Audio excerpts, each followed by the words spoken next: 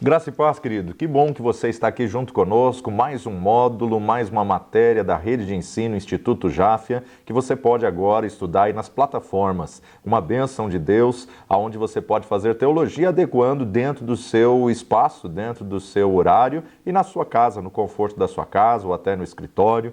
É um tempo bom, aonde você pode adquirir todas as matérias de teologia que estão entrando aí na plataforma e você pode também ser um afiliado, divulgador das nossas plataformas, das nossas matérias ou dos módulos, né?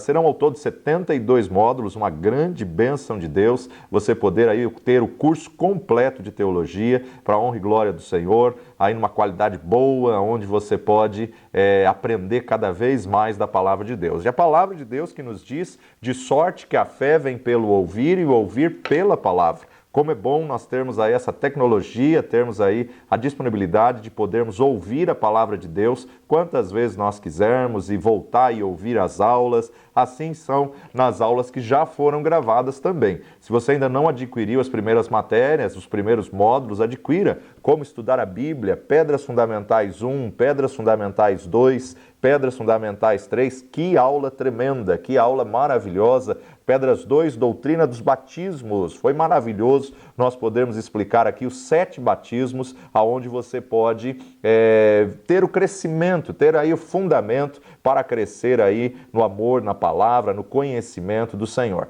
Pedras 3, onde nós falamos a importância da imposição de mãos. Além disso, também estivemos falando sobre ressurreição de mortos, né? Uma grande dúvida, um grande questionamento, ou seja, todo mundo querendo saber aonde vão os mortos, aonde ficam os mortos, e aí, na verdade, nós falamos da divisão corpo, alma e espírito. Essa é a Pedras 3, ressurreição de mortos, e além dessa parte nós também trabalhamos sobre juízo eterno. Que coisa tremenda! Deus Pai vai dar ao Filho a honra de julgar o juízo final, tanto os salvos quanto os ímpios, tanto uns que ressuscitam para a vida eterna e outros que vão ressuscitar para a condenação e vergonha eterna. E hoje nós vamos estar falando sobre o módulo 5, realidades da nova criatura, realidades da nova criação, a importância de nós sabermos quem verdadeiramente somos em Cristo, a importância de nós observarmos o que Jesus fez por nós na cruz do Calvário,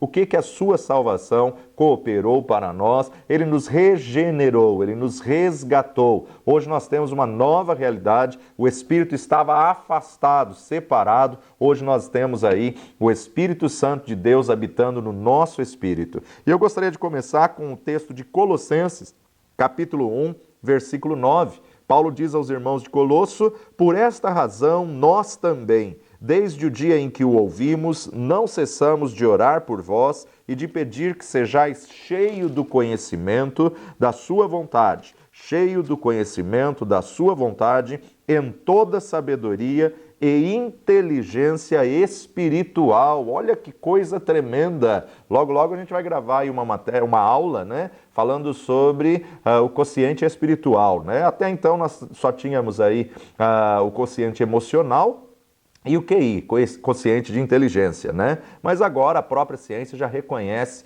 aí o quociente espiritual e Paulo está nos dizendo aqui aos irmãos de Colosso: por essa razão nós também, desde o dia em que ouvimos, não cessamos de orar por vós e de pedir que sejais cheios do conhecimento da sua vontade, em toda sabedoria e inteligência espiritual. Para quê? Para que possais andar dignamente diante do Senhor, agradando-lhe em tudo, frutificando em toda boa obra e crescendo no conhecimento de Deus. Crescendo no conhecimento de Deus. Paulo nos fala que desde o dia que ele ouviu falar, ele ora por esse povo, ele ora por essa igreja, ele ora pelos irmãos de Colosso, e nós percebemos que era costume dele, ele fazia isso com todas as igrejas que ele conhecia, todos os líderes, pastores que ele conhecia, para todos os lugares em que a igreja enviava ele sempre continuava orando, clamando, e também mandava uma carta orando por eles, né? Ele pede que eles sejam cheios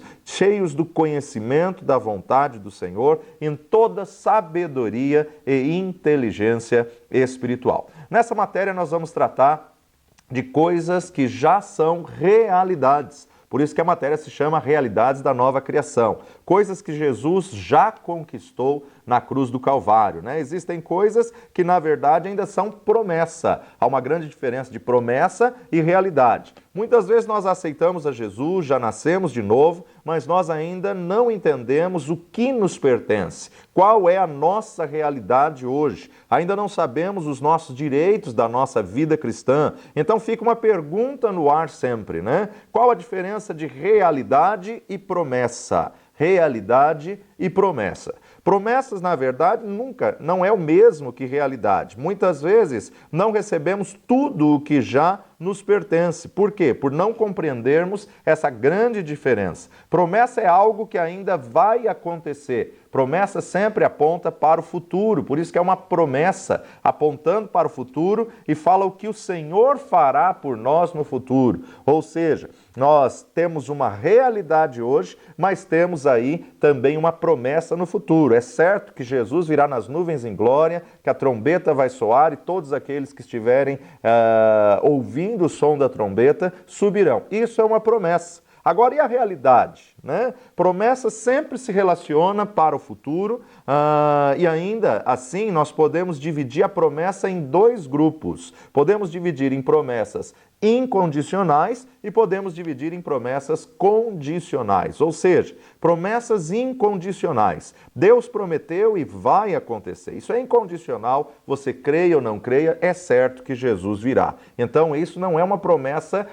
condicional à tua crença, à tua fé, à tua vida. Não, Deus prometeu e vai acontecer com a minha fé ou sem a minha fé, com a minha oração ou sem a minha oração, vai acontecer algumas promessas incondicionais. Então, uma delas, a maior, Jesus prometeu que ele virá. Então, com a minha fé ou sem a minha fé, é certo que ele voltará. E a própria palavra nos diz, quando porventura vier o Filho do Homem, porventura encontrará fé na terra, né? Bem-aventurado aquele que achar crendo, bem-aventurado aquele que achar perseverando. Então, independente da minha posição, essa é uma promessa incondicional. Agora tem outro fator. Eu posso ficar orando e orando, jejuando hoje, pedindo para o Senhor voltar hoje, voltar agora, voltar nesse exato instante, mas na verdade isso não vai mudar o tempo determinado de Deus. Isso, na verdade, não vai alterar aquilo que Deus já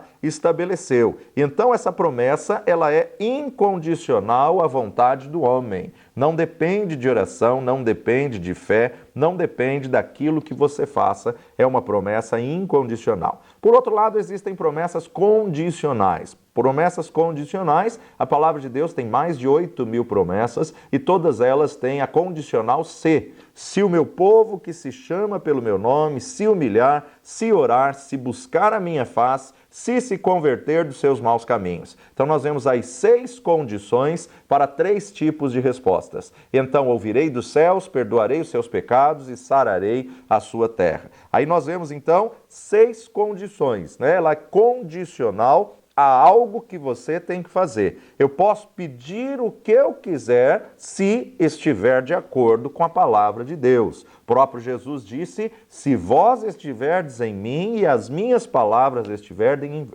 em vós. Então, uma condição dupla. Eu tenho que estar em Cristo e as palavras de Cristo têm que estar em mim. Então, nessa condição dupla, nós vemos aí que é uma promessa condicional. Se vós estiverdes em mim, se eu não estou em Cristo, não tem como eu receber. Se a palavra de Cristo não está em mim, não tem como ela se cumprir. Agora, se tem uma condição a cumprir, depois de haver desfeito tudo, possais alcançar a promessa. Então a importância de nós entendermos promessas condicionais depende daquilo que Deus me ordenou fazer, depende daquilo que o Senhor falou no meu coração. Assim também como os personagens bíblicos. O Senhor falou para Abraão, sai da tua terra, sai da tua parentela e vai para a terra que te mostrarei. Deus nunca iria revelar qual terra seria se ele não saísse. Primeiro ele tinha que cumprir a condição de sair. E quando ele saísse, então o Senhor revelava e o Senhor lhe mostrava. Então tudo que se trata de promessa aponta para o futuro. E apontando para o futuro, existem promessas condicionais que dependem de você,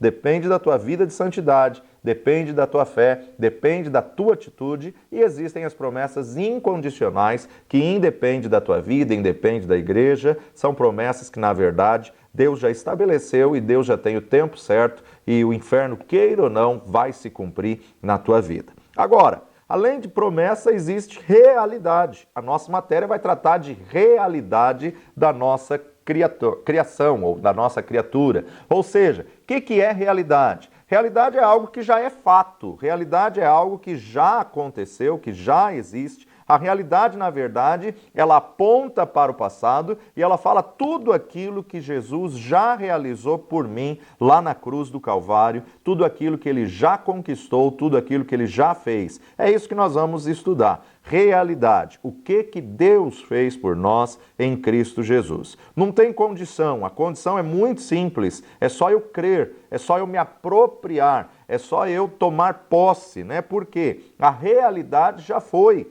Ele já foi para a cruz do Calvário, ele não vai ser crucificado de novo. Então está à disposição de todo pecador, todo aquele que crer com o coração e confessar com a boca será salvo. Isso é muito importante nós termos esse conceito, né? Existem vários aspectos da redenção. Redenção já é uma realidade. A redenção em Cristo Jesus, ou seja, não é uma pessoa, ele é o próprio Deus, não é uma promessa, já é uma realidade. Então é importante nós analisarmos outra coisa. Como que eu vou tomar conhecimento do que já é realidade? Conhecendo a verdade da palavra de Deus e pela fé, né? Então, pela fé, a minha fé tem que estar embasada em alguma coisa. E ela tem que estar embasada na verdade da palavra de Deus. Ela tem que estar embasada nesta verdade. Por quê? Porque a palavra de Deus é a verdade e nós temos que entender que, por meio dela, os ensinos e os feitos da redenção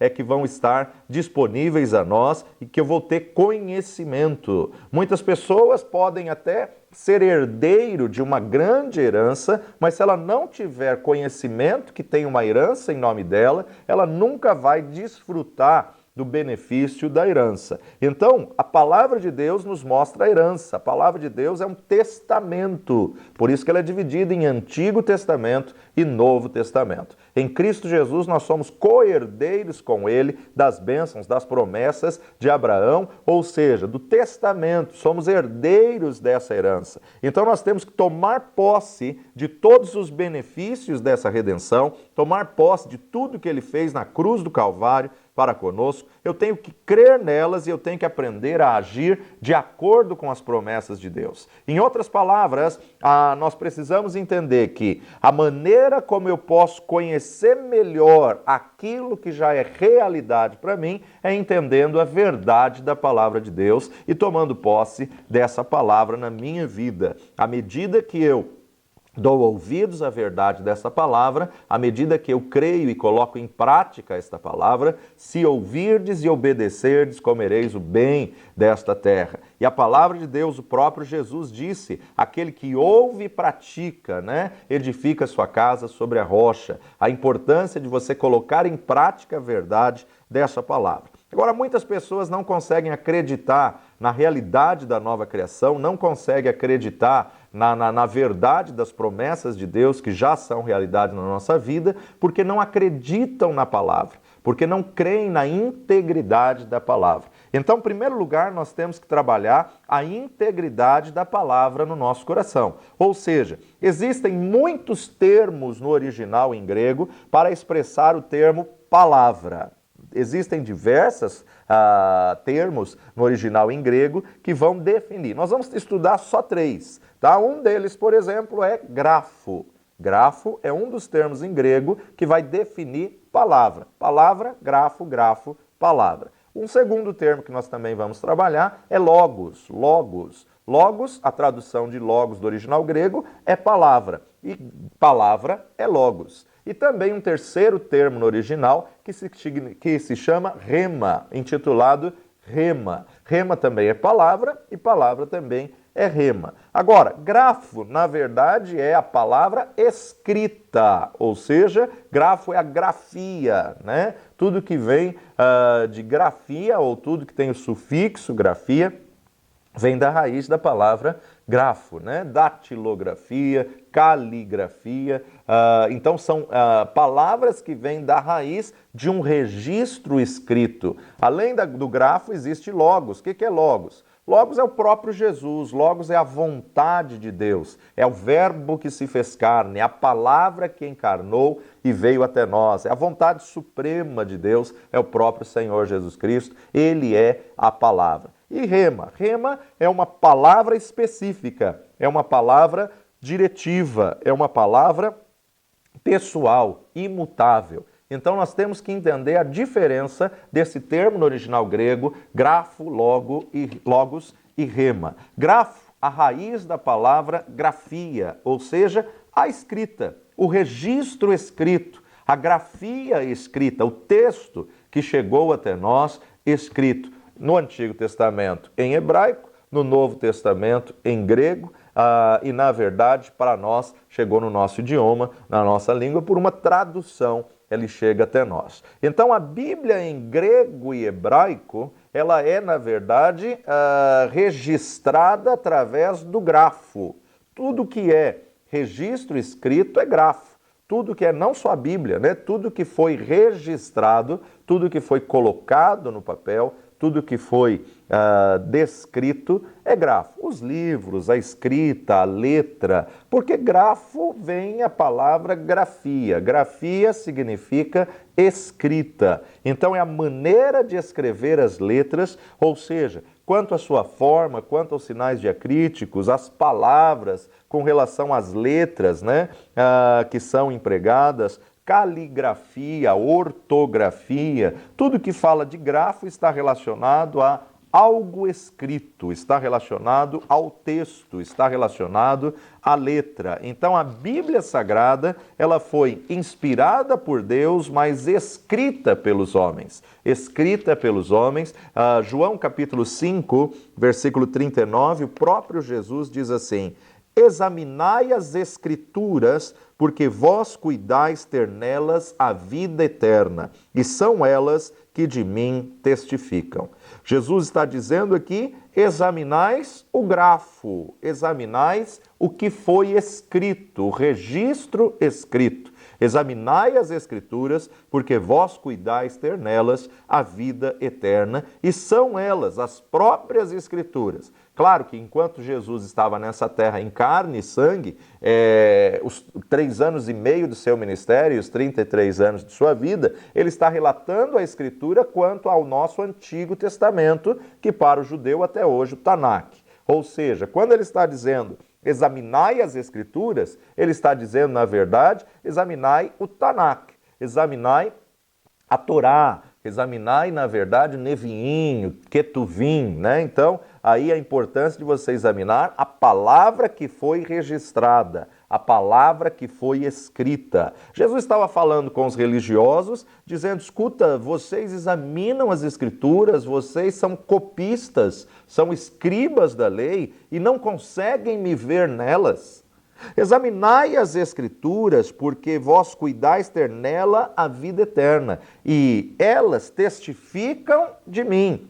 Ainda em Mateus capítulo 22, versículo 29, Mateus 22, 29, Jesus, porém, respondendo, disse-lhes, errais, não conhecendo as Escrituras e nem o poder de Deus. Jesus, mais uma vez, está dizendo agora, vocês erram porque não conhecem o que está escrito. Vocês erram porque não conhecem o grafo. Então ele chama aqui as Escrituras de grafo. Vocês erram por não conhecer o que foi registrado no Antigo Testamento e não conseguem me enxergar no Antigo Testamento. Examinem as Escrituras, porque elas testificam de mim, da minha vinda, da minha vida, do meu ministério, do meu chamado. Segundo Timóteo, capítulo 3, versículo 16, Paulo está escrevendo a Timóteo, ele diz, toda a Escritura divinamente inspirada é proveitosa para ensinar, para redarguir, para corrigir, para instruir em justiça,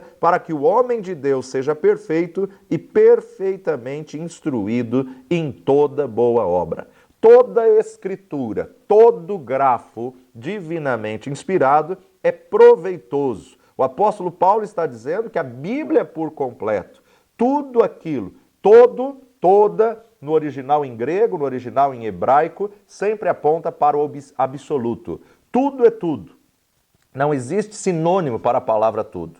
Tudo é tudo. Tenta procurar uma palavra para substituir tudo. Tudo, na verdade, são todas as coisas. Então, toda a escritura divinamente inspirado, todo grafo que foi escrito divinamente inspirado é proveitoso para ensinar, é proveitoso para redarguir, é proveitoso para corrigir, é proveitoso para instruir em justiça. Na primeira matéria, você já estudou aí como estudar a Bíblia e viu como a Bíblia chegou até nós, como eram os registros no Antigo Testamento, viu todo o processo até chegar a ser um livro nas nossas mãos, viu o códice, viu os tabletes de barro, viu todo esse procedimento. Mas tudo aquilo que foi registrado, seja no pergaminho, seja em tabletes, ou mesmo até a lei oral do Antigo Testamento, toda a escritura divinamente inspirada é proveitosa, é útil. Para quê? Para ensinar, para redarguir. O que é redarguir? Para nos repreender, para nos corrigir, para nos educar em justiça. Conhecereis a verdade e essa verdade vos libertará. Nós só podemos conhecer a verdade através da Escritura, através do que a palavra de Deus está registrado. Segunda Epístola de Pedro, capítulo 1, versículo 20 e 21. Segunda Pedro 1, 20 e 21. Sabendo primeiramente isto, que nenhuma profecia da Escritura é de particular interpretação, porque a profecia nunca foi produzida por vontade de homem algum, mas os homens santos de Deus falaram inspirados pelo Espírito Santo.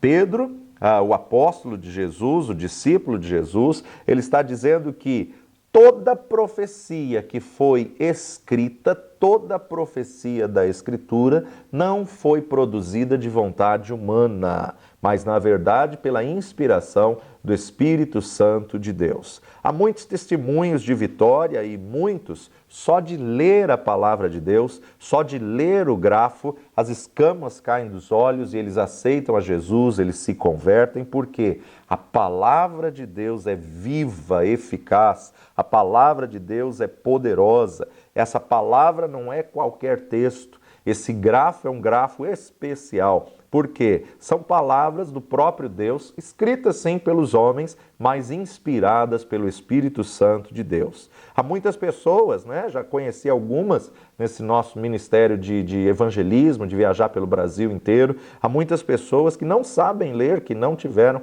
a oportunidade aí de aprender a ler, mas Deus deu a eles a graça de ler a palavra de Deus. Eles leem a palavra de Deus plenamente, perfeitamente, mas você coloca qualquer outra coisa nas mãos deles, eles não conseguem ler, não conseguem discernir o que está escrito. É o Espírito Santo que capacita, é o Espírito Santo que faz, pessoas que, na verdade, aprendem a ler através da Bíblia também, pessoas que aprendem através do texto bíblico. Então, Pedro está nos afirmando, nunca jamais, qualquer profecia, qualquer revelação do grafo foi dada por vontade humana, foi dada por vontade pessoal. 2 Coríntios capítulo 3, verso 6, o qual nos fez também capazes de ser ministros de um novo testamento, não da letra, mas do Espírito, porque a letra mata e o Espírito vivifica.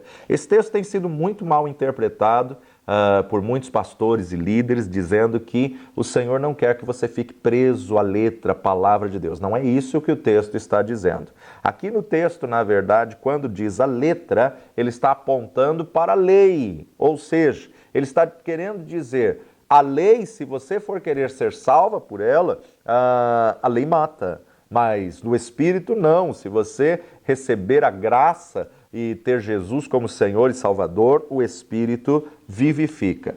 A letra sem o Espírito é morta. A letra, o texto, se o Espírito Santo não inspirar, o Espírito Santo não revelar, ou a lei, na verdade, ela pode gerar a morte, porque a lei não serve para salvar ninguém. A lei só serve para apontar que precisamos de um Salvador. Mas o Espírito não, o Espírito vivifica. o qual também nos capacitou para sermos ministros de um novo pacto.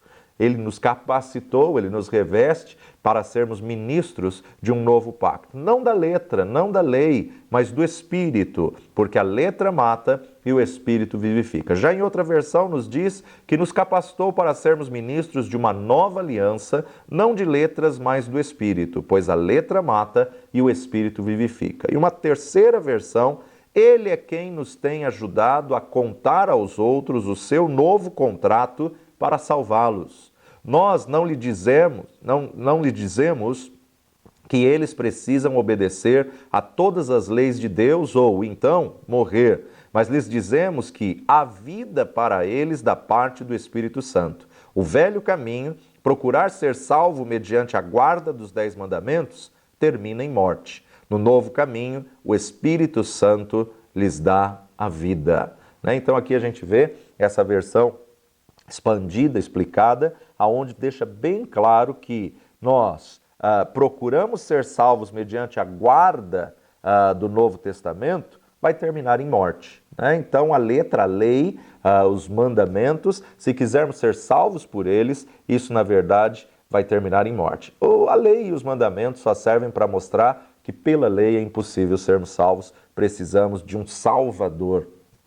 Precisamos de um substituto, de um representante que tome os nossos pecados, que por mais que venhamos nos esforçar, somos pecadores, somos falhos, e se confessarmos os nossos pecados, Ele é fiel e justo para nos perdoar e nos purificar de toda injustiça. Uma outra tradução ainda nos diz assim: Deus nos qualificou para sermos administradores de uma nova aliança, a qual não se baseia em uma lei escrita, mas no Espírito, pois a lei escrita traz a morte, mas o Espírito dá a vida. Então, falando acerca do grafo, o grafo nada mais é do que o registro escrito da palavra de Deus, da profecia que Deus falou, inspirado pelo Espírito Santo, registrado pelos homens, mas é a própria palavra de Deus. Grafo sempre é o registro, tudo que é registro. Um livro é o grafo, Qualquer tipo de livro, não só a Bíblia, tudo que tem registro escrito se tornou grafo. Além da palavra grafo, nós podemos traduzir também a palavra, o termo palavra, para logos. O que é logos? Logos é a mensagem de Deus revelada para o homem. Logos é a vontade geral, a vontade plena de Deus. Por exemplo, a vontade de Deus é que todo homem se salve. Essa é a vontade de Deus. Mas Ele deu a cada homem o livre-arbítrio e por mais que Ele tenha vontade de que todo homem se salve, Ele não pode tomar decisão por ninguém. É a pessoa que tem que decidir no seu livre-arbítrio receber Jesus como Senhor e Salvador da sua vida. Mas Logos é a vontade geral. Ele enviou o seu Filho Jesus para morrer pelo pecador. Qual pecador? Todos os pecadores. Ele quer curar a quem? A todos. Agora, todos são curados por causa disso? Não. Só aquele que tem uma revelação pessoal. Então, Logos é aquilo que Deus nos dá a conhecer de si mesmo. Através do Logos, eu fico sabendo que Deus existe. Através da vontade suprema, da vontade soberana de Deus, eu fico conhecendo os atributos comunicáveis e incomunicáveis de Deus. Ou seja, eu vou conhecer a palavra de Deus, que é Logos, a vontade suprema, a vontade plena, a vontade soberana de Deus revelada na sua plenitude. Quando, na verdade, a vontade de Deus foi revelada a homens, e esses homens escreveram, aí sim foi como um ditado, aí foi uma revelação da vontade de Deus. A escrita em geral foi pelo grafo, foi por uma inspiração. Nem toda a escrita da Bíblia Deus ditou. Olha, senta aí, escreve aí, no princípio. Não, isso foi inspiração.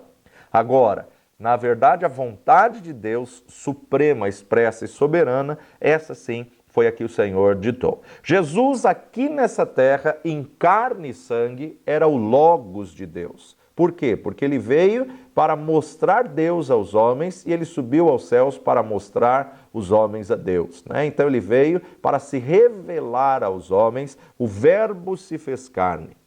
No Novo Testamento, O termo logos, palavra, vontade de Deus, na verdade aparece 330 vezes o termo logos no Novo Testamento. E logos significa geral, a vontade suprema. Jesus cura, ele quer curar a todos, né? Então, na verdade, a vontade geral. E o logos de Deus está definido por João, o evangelista que se torna o apóstolo de Jesus, no capítulo 1, versículo 1, ele diz: no princípio era o verbo, e o verbo estava com Deus, e o verbo era Deus. Ele estava no princípio com Deus, todas as coisas foram feitas por ele, e sem ele nada do que foi feito se fez. Nele estava a vida, e a vida era a luz dos homens. E a luz resplandece nas trevas, e as trevas não a compreenderam. O termo verbo aqui a gente pode substituir por logos, porque o termo verbo aqui no original, na verdade, é o termo logos em grego. Então nós poderíamos ler da seguinte forma: no princípio era o logos, e o logos estava com Deus, e o logos era Deus. Ele estava no princípio com Deus. Tendo em vista que o termo logos é o termo palavra, nós também podemos substituir agora o termo verbo ou o termo palavra pelo termo logos pelo termo palavra. No princípio era a palavra, e a palavra estava com Deus, e a palavra era Deus. Ou seja, juntando os três, no princípio era o verbo, o logos, a palavra, e o verbo logos, a palavra, Jesus estava com Deus, Jesus era Deus, o logos, o princípio, o verbo, a palavra. Ou seja, a palavra que saiu da boca de Deus, haja luz, era o próprio Jesus, era a própria pessoa de Jesus, a segunda pessoa da Trindade que saía e fazia cumprir aquilo que saía da boca de Deus. Então, são três pessoas distintas: o Pai, o Filho e o Espírito Santo. Ou seja, Deus Pai, o Senhor, o Verbo, a Palavra e o Espírito do Senhor. Muitas pessoas não conseguem entender a Trindade como que são três e são um, né? Eles têm atributos pessoais e eles têm atributos coletivos, né? Santidade é um atributo coletivo do Pai, do Filho e do Espírito Santo. Onisciente é um atributo coletivo do Pai, do Filho e do Espírito Santo. Onipresente é um atributo coletivo do Pai, do Filho e do Espírito Santo. Agora, quando falamos Criador, é específico do Pai. Quando falamos Consolador, é específico do Espírito Santo. Então, na verdade, nós vamos trabalhar um pouquinho depois falando sobre atributos intransferíveis e atributos transferíveis, para que possamos entender. Antes de existir qualquer coisa, o Pai, a Palavra e o Espírito já existia. O Pai, o Espírito e a Palavra. Uma forma bem simples de nós fazermos uma comparação que é a Trindade, nós podemos aí pegar como elemento o ovo, né? Um ovo de galinha. Por exemplo, o ovo ele tem três componentes, né? Todo ovo ele tem a casca, ele tem a clara e ele tem a gema. E não existe gema sem a casca e a clara. Não existe clara sem a gema e sem a casca. E não existe casca sem clara e sem gema. E por outro lado, você consegue separar os três. Você consegue ter a casca, você consegue ter a clara e você consegue ter a gema, mas os três se chamam ovo. Então é uma forma de nós podermos visualizar e entender mais ou menos o que é a Trindade, que nós vamos trabalhar mais para frente quando estivermos estudando as doutrinas, né? Antes de existir qualquer coisa, antes de Deus criar os céus dos céus, as coisas invisíveis, a palavra, o verbo, logos, Jesus, na verdade, nasceu. Jesus foi a forma humana. Maria nunca foi mãe de Deus. Maria nunca foi mãe do Logos. Ela é mãe da forma física. E a forma física tomou o nome de Jesus. Então, no princípio, era Christos. No princípio era o Logos, no princípio era o Verbo, no princípio era a palavra que saía da boca de Deus. Antes de existir qualquer coisa, já existia a palavra e já existia o Espírito do Senhor. Por isso que os três são autoexistente, os três são onisciente, onipresente, onipotente, os três são eternos, de eternidade passada à eternidade futura. A palavra, desde o princípio, estava com Deus, a palavra era Deus. Nesse mesmo capítulo 1, revelador de João, no versículo 14, nos diz assim: e o verbo se fez carne, e o Logos se fez carne, e a palavra se fez carne, e habitou entre nós, e vimos a sua glória, como a glória do unigênito do Pai, cheio de graça e verdade. A palavra que saía da boca de Deus tomou a forma humana, vestiu, colocou uma vestimenta de homem, né? Se revestiu da humanidade. A palavra se fez carne, a palavra encarnou e habitou entre nós. Essa palavra é o próprio Senhor Jesus Cristo. Então, Logos, na verdade, é a vontade plena, a vontade suprema do nosso Senhor. Logos é uma palavra que regenera e nós fomos reconstituídos, nós fomos regenerados, nós fomos refeitos de novo pela palavra. Nós fomos refeitos de novo por essa semente. O próprio Jesus, explicando a parábola da semente, ele diz: a semente é a palavra, a semente é o Logos, né? Então nós fomos recriados pela palavra. A 1 Pedro, capítulo 1, verso 23, Pedro nos diz: sendo de novo gerados, não de uma semente corruptível, mas da incorruptível pela palavra de Deus, viva e que permanece para sempre.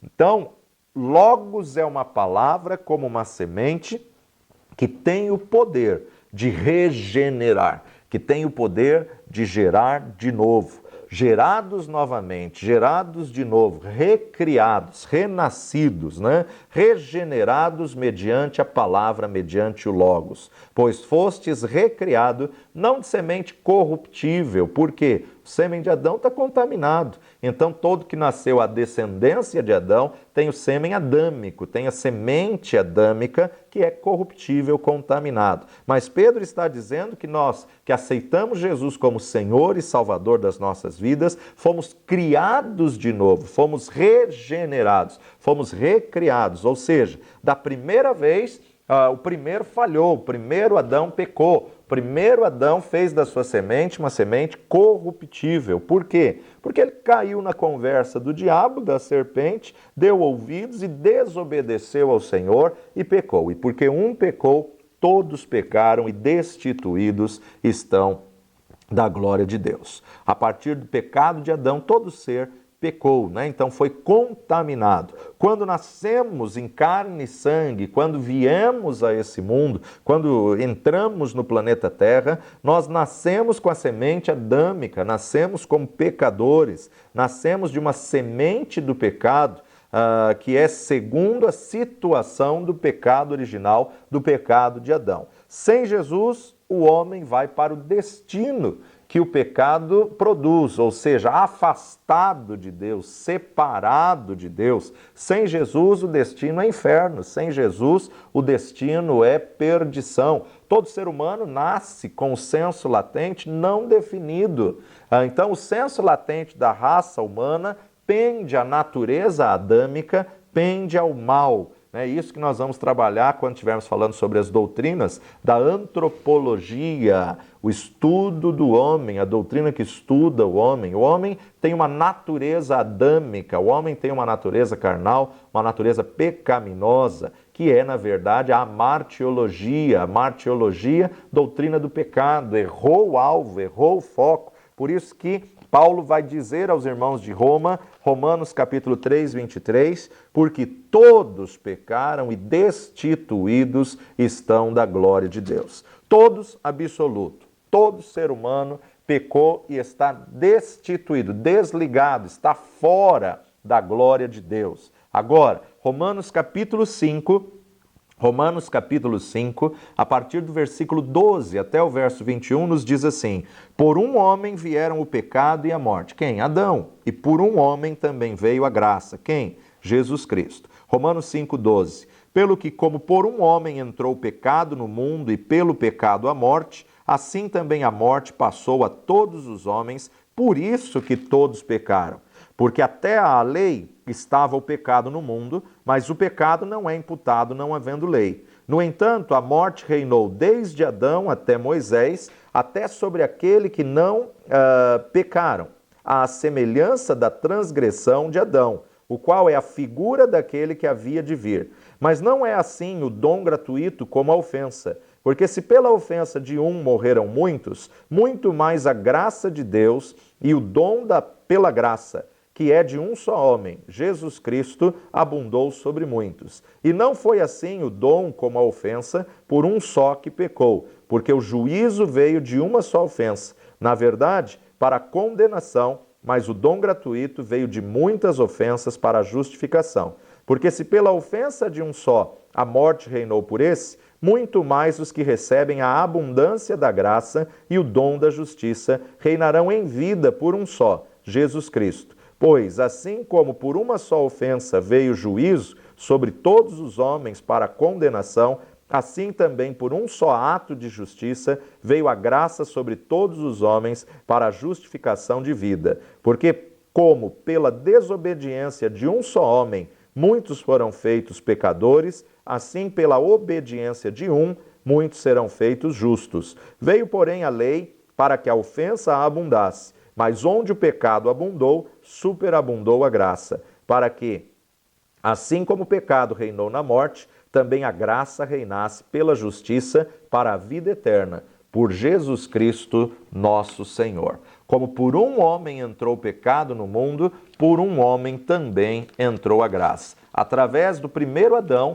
todos pecaram. E através do segundo e último Adão, através de Jesus Cristo, na verdade você pode ser regenerado, gerado de novo. Colossenses capítulo 2, versículo 12, Paulo diz: sepultados com ele no batismo, nele também ressuscitastes pela fé no poder de Deus, que o ressuscitou dos mortos. Então nós fomos gerados de semente corruptível, ou seja, do esperma humano, do esperma do homem que está contaminado, porque Adão pecou, então está contaminado com o pecado original. Então fomos gerados do esperma adâmico. Gênesis capítulo 1, versículo 11. Gênesis capítulo 1, verso 11. E disse Deus: produza a terra erva verde, erva que dê semente, árvore frutífera que dê fruto, segundo a sua espécie, cuja semente esteja nela sobre a terra, e assim foi. Aqui a gente encontra um princípio de Deus.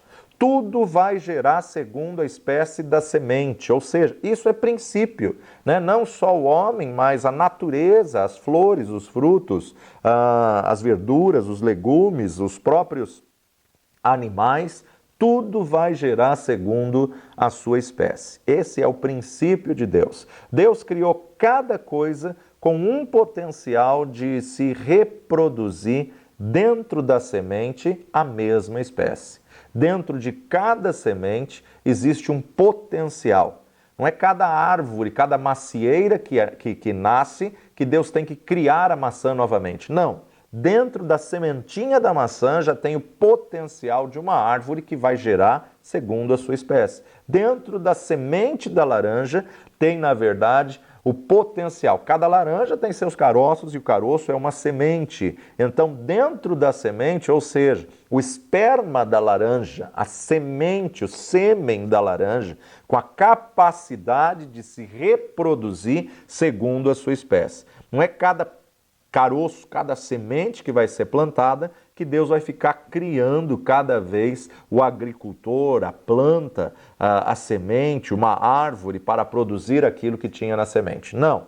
Isso é o que muitos chamam da lei natureza. Isso é um princípio que Deus estabeleceu desde o começo de todas as coisas. Ele criou, ele deu o princípio, ele determinou e funciona segundo o seu princípio. Cada semente gera segundo a sua espécie. Ele deu uma ordem e essa semente produz segundo aquilo que está dentro do caroço, segundo aquilo que é a espécie da sua semente. Inclusive o homem.